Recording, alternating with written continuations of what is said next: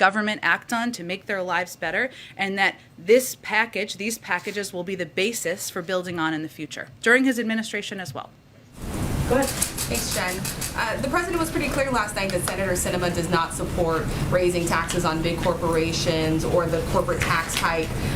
The White House says that you guys are looking for other ways to pay for this package. What exactly are those proposals, and can this package be paid for without a corporate tax increase? Yes, absolutely, but there are different corporate tax increases in here, so let me go through what a couple of the tax pieces are that are under consideration. I would note that as it relates to the president's comments last night, he was answering a question. These town halls are conversations. That's what's so endearing and engaging about them, but he was referring to the challenge of having the votes to move forward on raising the corporate rate, not the ability to raise revenue through a range of other tax fairness proposals. So let me give you a sense of a couple of those.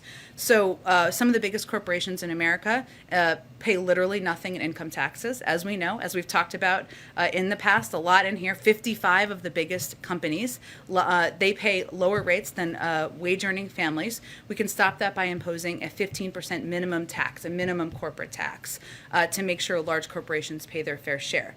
We also believe, the president believes, a number of other members of Congress believe, that we need to stop rewarding companies that offshore profits and American jobs. We'll do that by creating a global minimum tax, something the United States has been the global leader in, bringing together countries around the world, and that will help to make the United States more competitive and end the race to the bottom. We can also close loopholes for high-income Americans, including a loophole that allows some taxpayers, like hedge fund managers, to escape a Medicare tax imposed on all high-end income, on all high income. That's another proposal that's out there still. And we can crack down on wealthy tax cheats who are taking advantage of every honest taxpayer and invest in enforcement to stop 1% from evading $160 billion in taxes per year, something that Treasury secretaries, Republican and Democrats, have expressed support for and feel this is a strong part of the proposal. So I list all of those because those are all ideas out there, all ideas that would move us forward toward a greater system of tax fairness and also can help pay for the full package. One more follow-up on the child tax credit. Speaker Pelosi told me yesterday that the president was looking at a one-year extension. According to the Census Bureau, 47% of families use that money to buy food. Will those children be left behind if there's only a one-year extension on the child tax credit? Well, to be clear, the president proposed a longer extension. What the president is, though, looking to do is to extend the child tax credit, something that he proposed himself earlier this year, and again proposed extending it because he thinks it does have such an important and dramatic impact on people across the country. Many economists have credited it with cutting the childhood poverty rate in half. He absolutely thinks it should be a part of what American families can benefit from. But it's smaller because compromise is not a dirty word, and it is something that we still believe is a positive step forward to extend. Go ahead. What drove the shift in the president's posture this week in terms of, he laid out a lot of details to rank and file members on Tuesday, he laid out a lot of details to the entire world last night, something you guys have been wanting to talk about over the course of the last several months. Why now? Why has he moved in this direction? The charm of Anderson Cooper, I guess. I'm just kidding.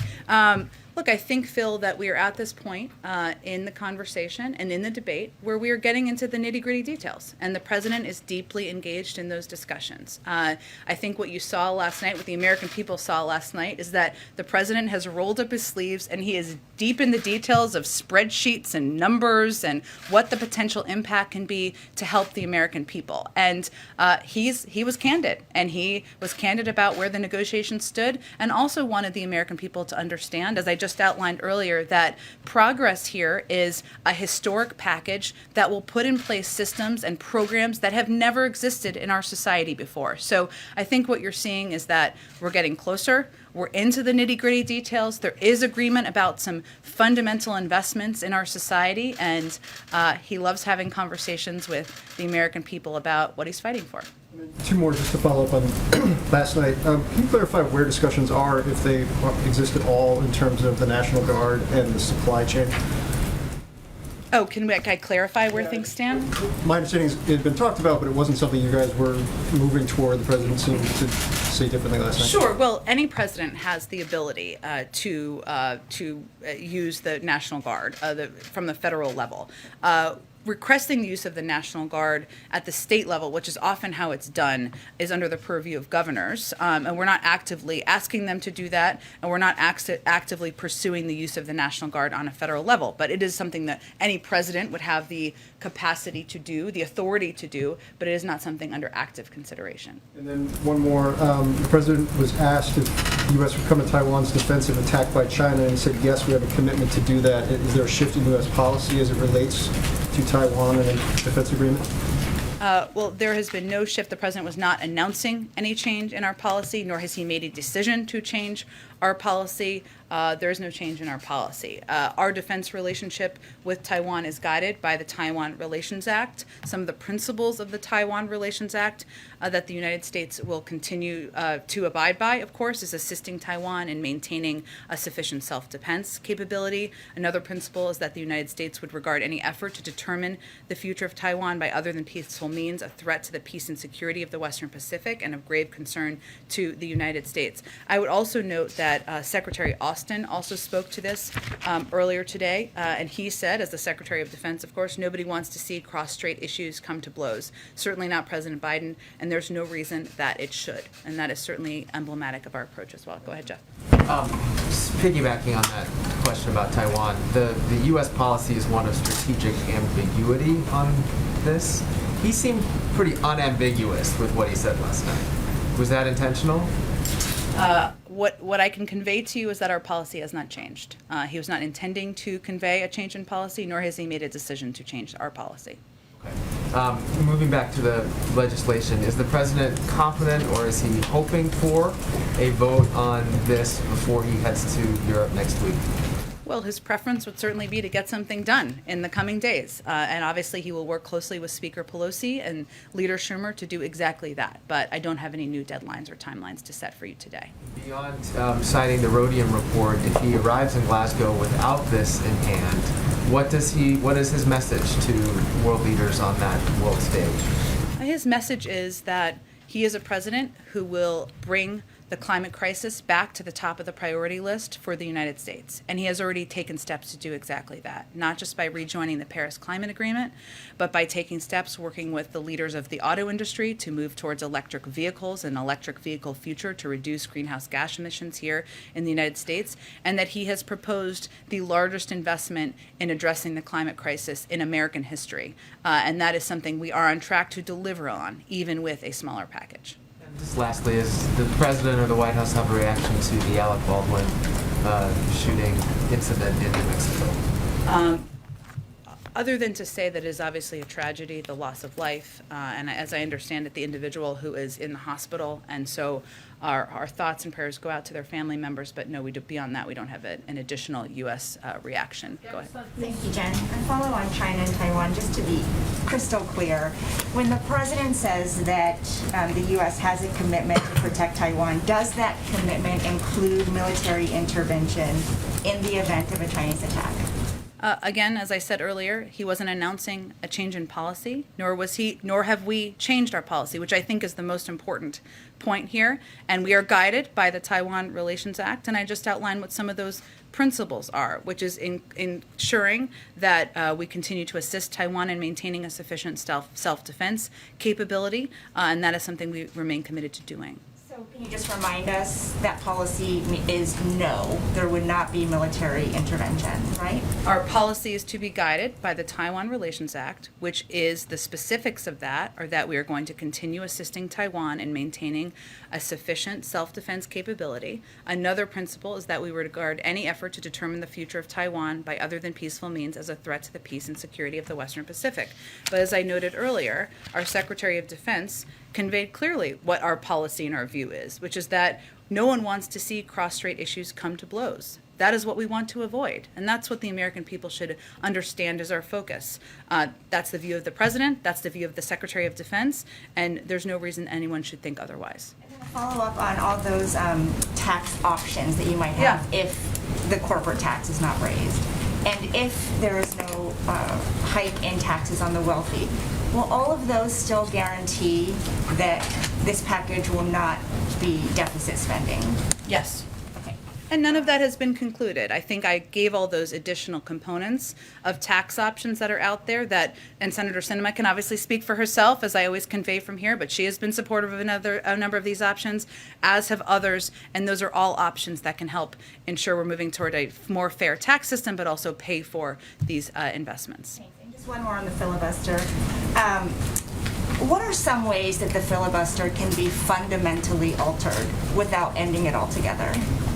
Look, I think the president will have more to say about this in the coming weeks. But I think what you heard him say last night is that we're at an inflection point in a range of issues, including, and this is often why it comes up, voting rights. And he talked about this a little bit yesterday when he was at the 10th anniversary of the MLK Memorial. We know the right to vote and the rule of law are under unrelenting assault from Republican governors, attorneys general, secretaries of state, state legislators, and legislators. And time again, when offered the choice, 3 times over the last several months, when a hand has been extended by Democrats to work together to protect the fundamental right, Republicans have not only recoiled, they have blocked the ability to make any semblance of progress. So what the president's referring to is the fact that that is unacceptable.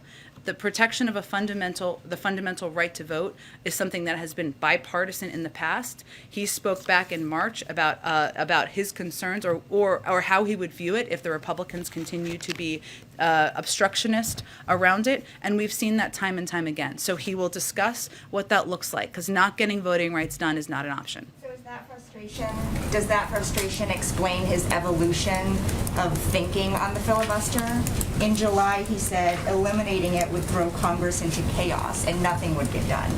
Well, I would also note that back in March, he noted that if there was obstruction, that it was something that we would have to take a look at. So, look, I think many of you have covered the president for some time, and you know that his view is that we should pursue ways to work in a bipartisan manner, that we should pursue paths forward that can get things done for the American people. When he helped lead the effort to authorize the voting rights bill back when he was a senator, that was done in a bipartisan way.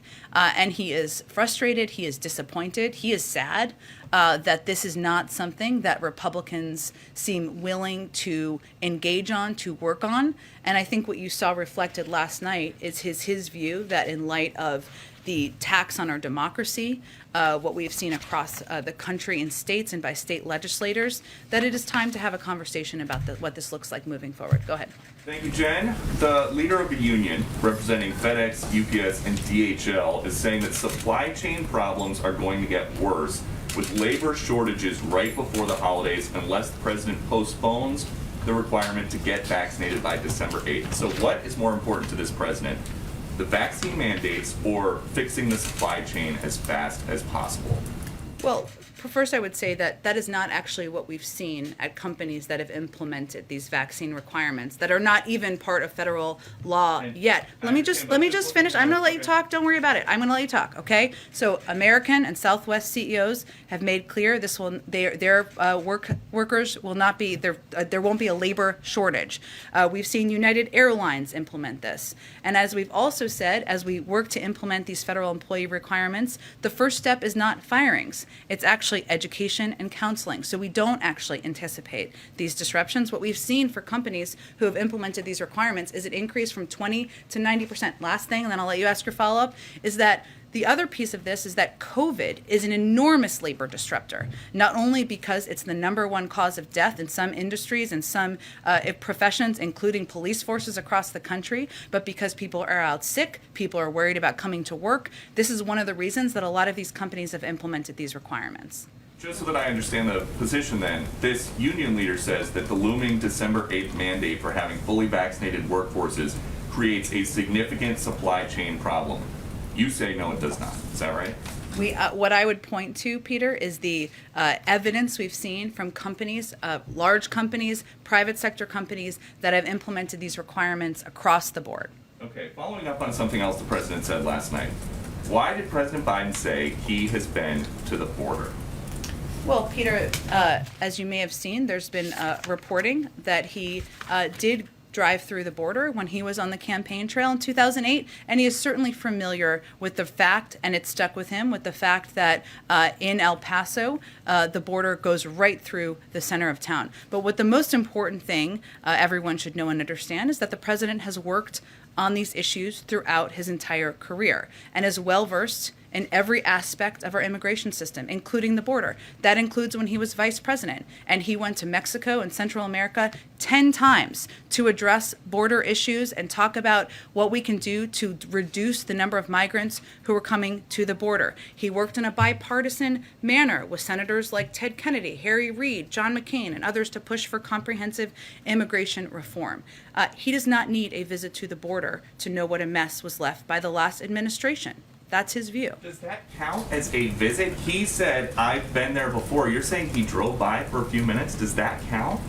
What is the root cause? Where are people coming from who are coming to the border, Peter? The president said that I'm he asking you. has been I'm to the asking you a border. question because I think people should understand the context. No, you're Where do answering people? the question Where with do a people? question. I'm asking you if that Okay, counts. I'll answer it for you. People come from Central America and Mexico to go to the border. The president has been to those countries 10 times to talk about border issues.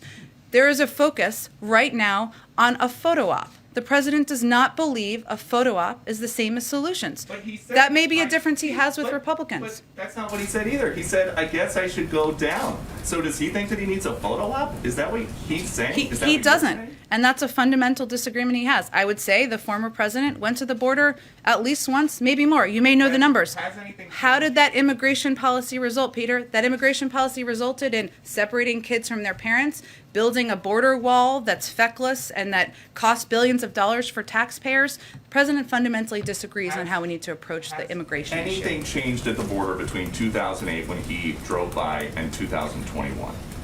Aside from the fact that migrants are still coming to the border through the course of Democratic and Republican presidents, and the need to reform the immigration system is even farther long overdue, no. But we need to work with Democrats and Republicans to get that done. I think we're going to have to keep chugging along here. Go ahead. Let me ask you if I can about gas prices. The president was asked about that. A lot of Americans have been concerned about the cost to go to the pump these days. He said, I don't see anything that's going to happen in the meantime that's going to significantly reduce gas prices. He said, I don't have a near-term answer. For Americans who are looking for an answer, what is the answer?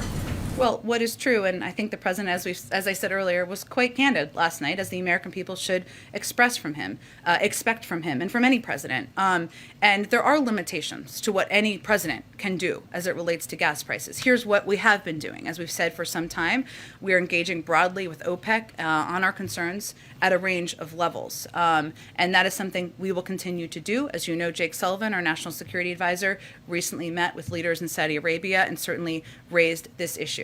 The president has also been concerned, as the administration has been, about what we have seen as rises in supply that have not been accompanied by drops in cost. That's one of the reasons he's asked the FTC to look into price gouging, something that is no doubt impacting, or we expect might be impacting, the cost of gas around the country. So we are working and using every single lever he can, but I think what people heard from him is some candor about what impacts we can have. He mused that he could go into the Strategic Petroleum Reserve and that could bring the cost down. He said it would still be above $3. Will he do that? I don't have anything to preview on that front at this point. Let me ask you, does the White House have any response to the Supreme Court today saying that it's not going to block the Texas abortion ban, although it did grant an expedited review to take place, I think, by the start of November? Well, I would naturally defer any particular questions about the Supreme Court decision in litigation to the Department of Justice. But what I can reiterate is that the president has been clear in his position that SB 8 is blatantly unconstitutional, not only violates the right to safe and legal abortion established under Roe v. Wade, but it creates a scheme to allow private citizens to interfere with that right and to evade judicial review. That is why he's directed a whole of government response to it and why he will continue to stand side by side with women across the country to protect their rights. But in terms of any litigation steps, I'd point to the Department of Justice. But contingencies, if the Supreme Court is to uphold that present ban, what contingencies, what process takes place behind closed doors here at the White House to help look out for the women in that state? Again, as you know, the Gender Policy Council and leaders there are leading the effort to work and see what levers in government we can use to continue to protect women's fundamental rights. We will see if there's an update on that to provide to all of you. Go ahead, Serena. Afghanistan, Thank you. I'll come to you next. Thank you. The attack on a military outpost in southern Syria this week did not result in any American casualties, but the U.S. U.S. military considers it to be a serious but failed attempt to take American lives. Do you know who's responsible, and what is the administration doing to prevent another attack or hold the perpetrators accountable?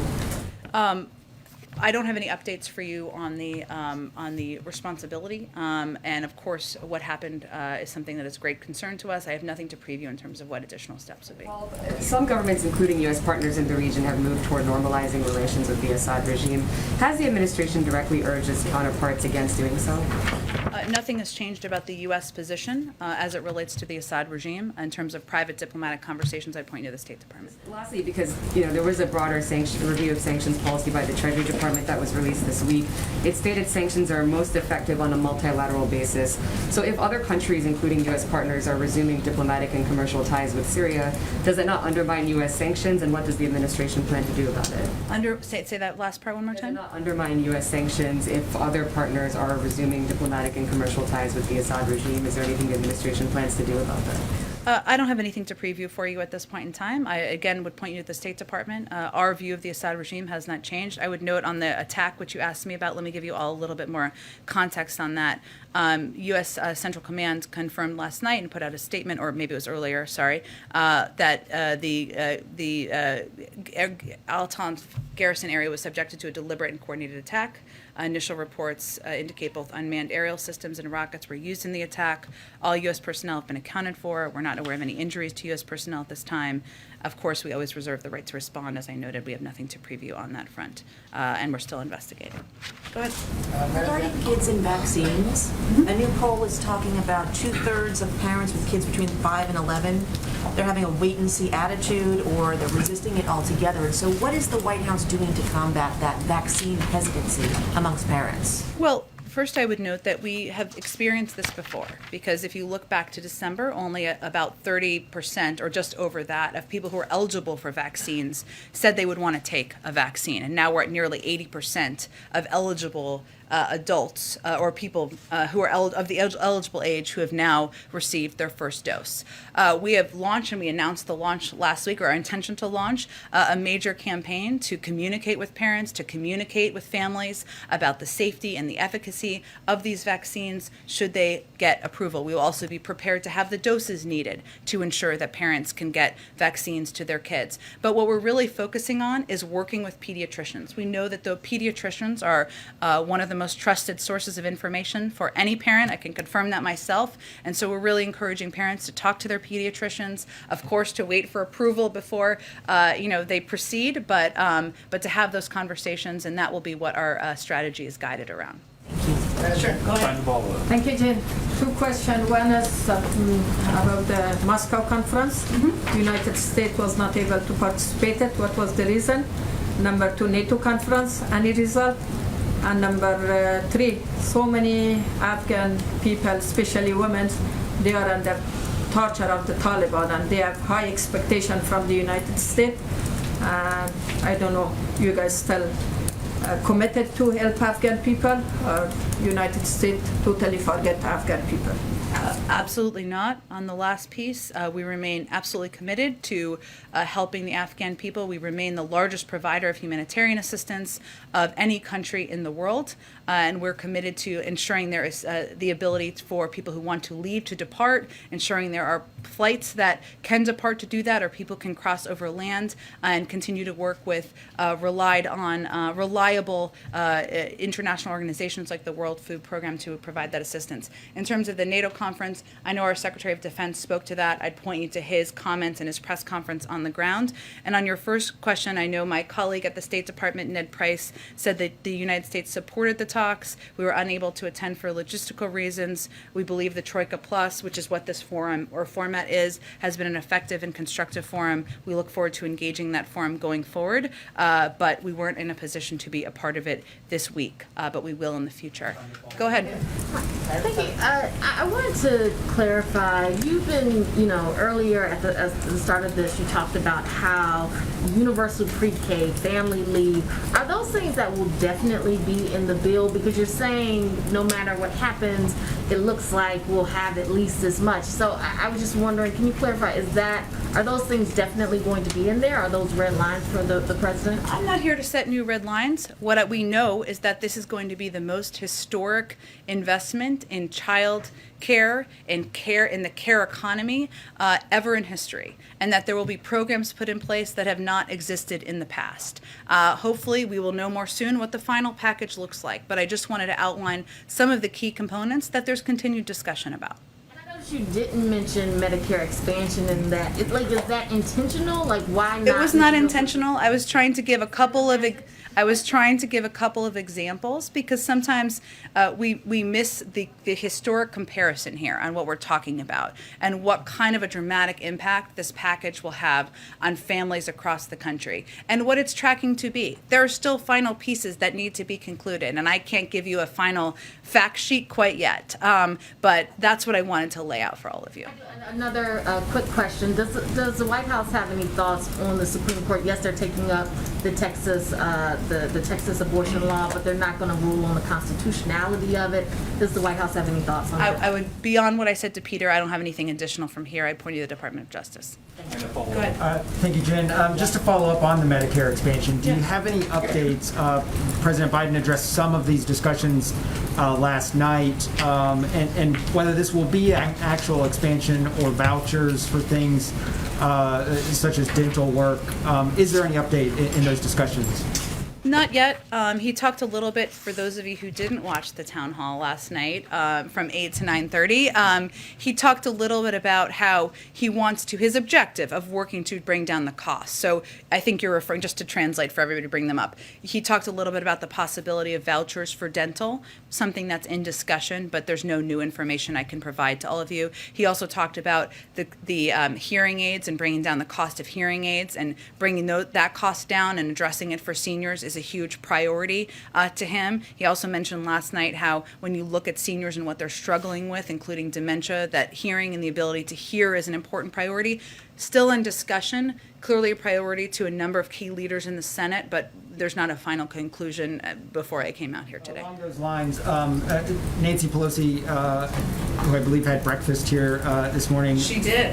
She was here. I'm not sure what they ate, but they met, so yes.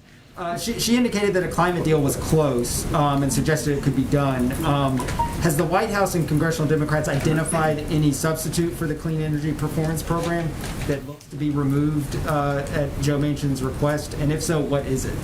Well, the president talked a little bit last night about the fact that, and I would say it's still on track to be, because there are so many climate components in these two packages that the president has proposed, including climate tax credits and tax cuts, which have been a part of his proposal, has broad support in the Senate. There are also key components, since you gave me the opportunity, that have been in the infrastructure plan that often we don't talk enough about, including moving toward electric vehicles, 500,000 charging stations across the country, which would be a huge impact, have a big impact in moving toward an industry that would reduce greenhouse gas emissions. Replacing lead pipes in water. I think many of you may have seen today that the state of Michigan issued a state of emergency because of lead in pipes. This is an area and a place that has a climate impact, that has a humane impact. These are all components that are under discussion, and obviously the infrastructure pieces have passed, but continue to be a part of what the president's proposed. But addressing the climate, making this the largest climate bill in history, we'll continue to be on track toward that. Just lastly, the president last night said he would entertain the notion of doing away with the filibuster to pass voting rights, and then he added, and maybe more. What's the maybe more? Stay tuned. It's to have a discussion. I expect you'll hear more from the president about it in the coming weeks. Go ahead. Matt took my climate question, but on that's okay. You can ask it in a different way. No. Okay. On immigration, though, the president said yesterday that the administration's stance is that it is opposed to MPP, the Remain in Mexico policy, but there's a court order, and you're implementing that court order right now. But even with that court order addressed a previous memo the administration issued to terminate MPP. Yeah.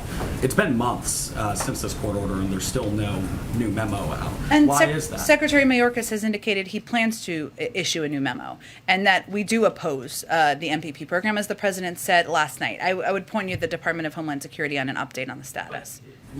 Given that he is saying the administration is opposed and he's criticized us in the past, it seems like there's not a sense of urgency to get this memo out since it's been months. I wouldn't agree with that. I think we've been clear about our opposition to this, but again, there was a court order. So what we're working to do is move toward the release of a new memorandum, something that would come from the Department of Homeland Security, and while also abiding in good faith by a court order and following the law. I have a follow-up on Afghanistan, Sure. too. Just given that the embassy is currently closed right now in Kabul as well, if you're an Afghan and you still are hoping to find relief and come to the U.S., is there any way to actually get parole or refugee status without going to a third country? Well, we have a presence in Doha, one that engages with officials on the ground. We've also had recent meetings with leaders of the Taliban, as you all know, and has been reported publicly. And our State Department is leading this effort. So yes, absolutely there is. We have worked to help individuals who have stood by our side and fought by our side over the course of the last 2 months since we left. We ended our military presence there. We've put out, I know the State Department put out numbers on U.S. citizens and legal permanent residents who have departed from Kabul. We wouldn't be able to do that unless we had the diplomatic presence in Doha and were able to engage with and work with authorities on the ground. Go ahead. Thanks, Jen. Last night also the president said that paid leave was down to 4 weeks. When he said that, did he mean that it would be a permanent program and that it wouldn't be sunsetted any time over the next decade? And did he mean that it would be 4 weeks and scale up, or just 4 weeks flat? I think he was conveying that he had proposed 12 weeks. It was closer to 4. The specifics of the details and where that sits right now, I don't have an update for you on. Okay, so closer to 4, not necessarily 4. Again, Francesca, he was just speaking to where things stood last night.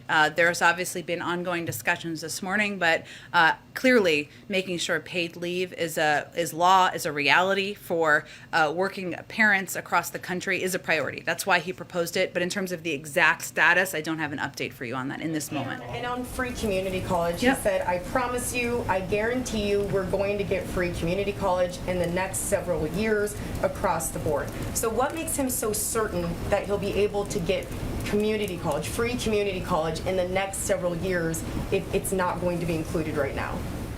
He's in the first 9 months of his presidency, and he knows and understands, as he said last night, that that making community college accessible, that ensuring we have a more educated workforce out in the country is in the interest of the private sector, in the interest of U.S. competitiveness, and certainly in the interest of the American people. There's still discussions about how to make community college more accessible, more affordable.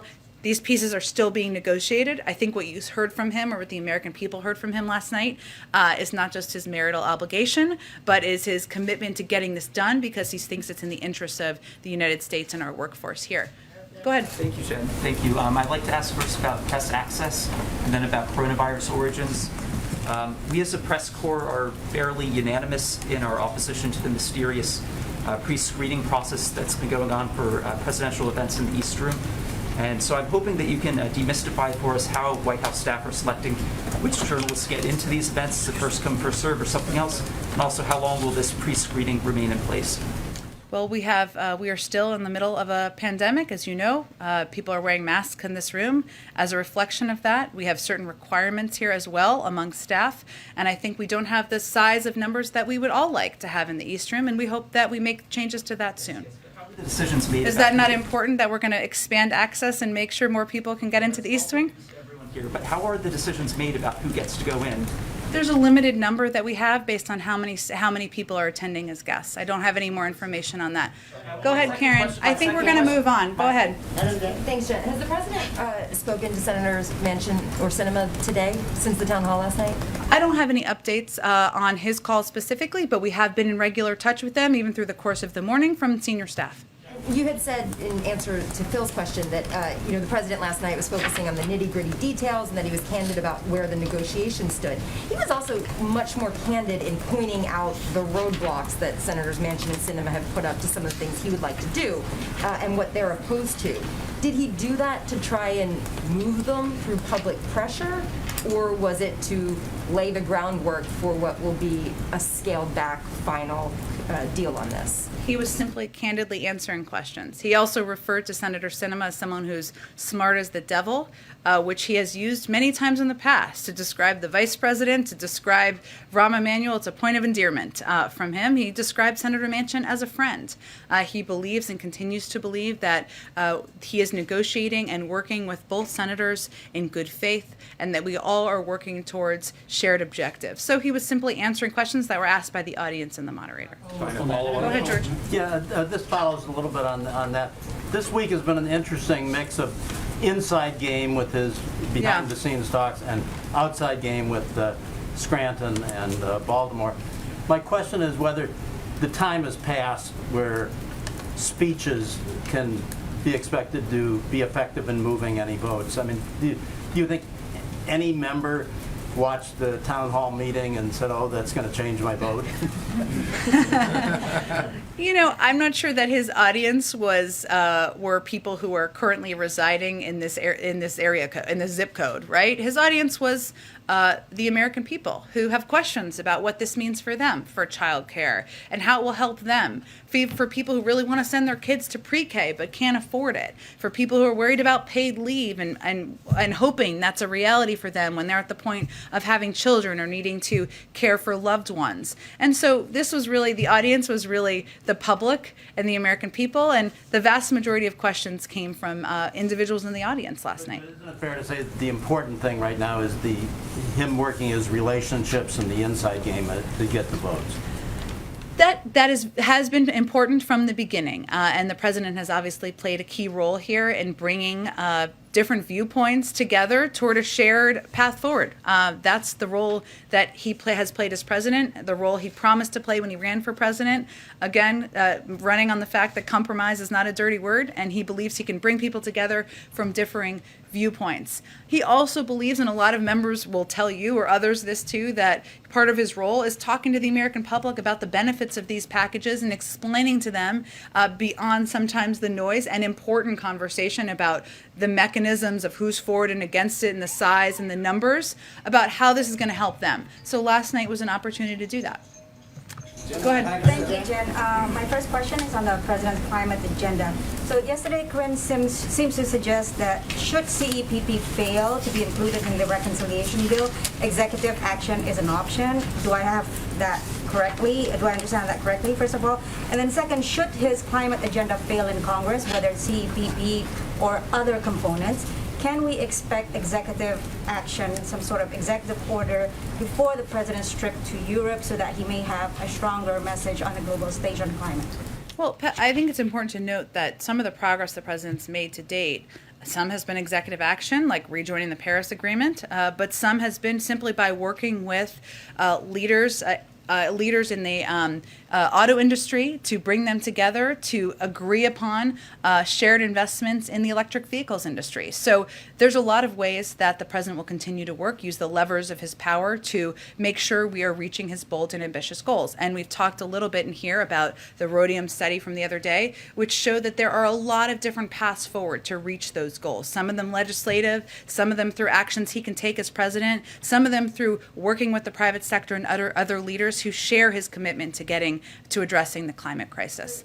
Closing that option. My second question. I actually don't think that's the case. So just to be clear, what was your question? Just to be clear for the record here. Executive action before the president leaves for Europe next week. I think what I was giving for you is a contextual answer on how we're going to achieve our climate objectives, which is, of course, what he's going to go to Paris.